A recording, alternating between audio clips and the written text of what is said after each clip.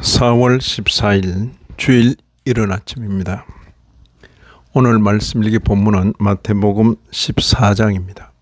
본문을 다음 4단락으로 나눌 수 있겠습니다. 첫째는 1절 이하 12절 세례자 요한의 죽음, 둘째는 13절 이하 21절 5,000명을 먹이심, 셋째는 22절 이하 33절 물 위로 걸으심, 마지막 네 번째는 34절 이하 36절 병자들을 고치심. 둘째 단락을 중심으로 묵상하고자 합니다. 예수님을 찾아 빈들로 모여온 사람들이 인산인해를 이루었습니다. 저녁이 되자 제자들은 이 사람들을 먹일 일로 고심하게 되었습니다. 제자들이 예수님께 건의를 드립니다.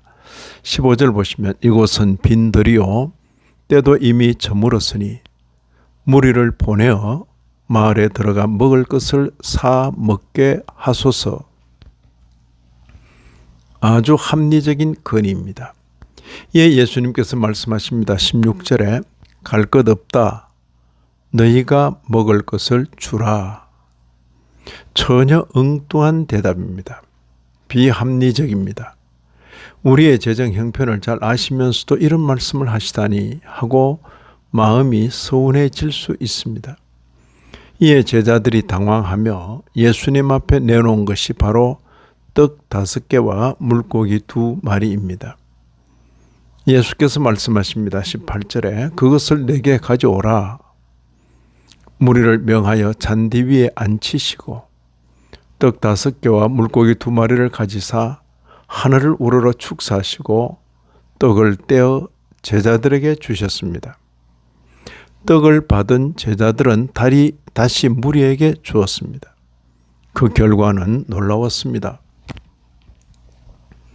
20절 21절입니다.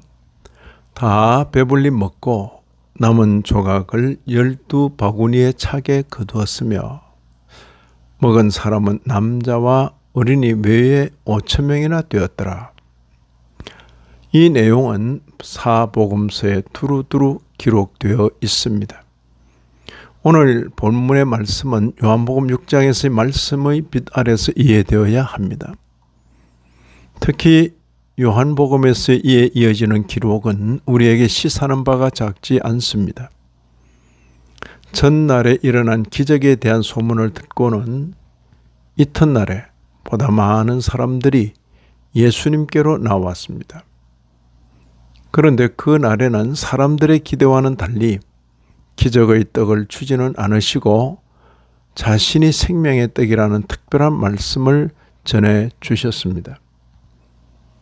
이런 기적의 떡을 먹고도 영적 이치를 깨닫지 못하면 헛되이 먹은 것에 불과합니다.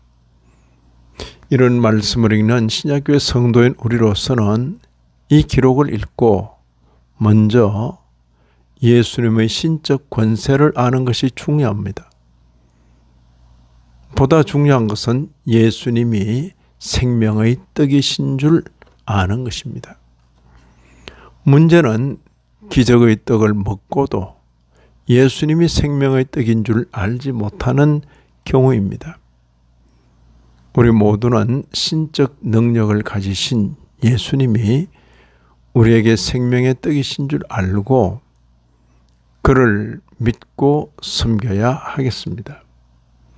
이 아침에도 말씀에 참여하신 모든 분들 위해 하나님의 크신 은혜가 더하시기를 진심으로 기원합니다.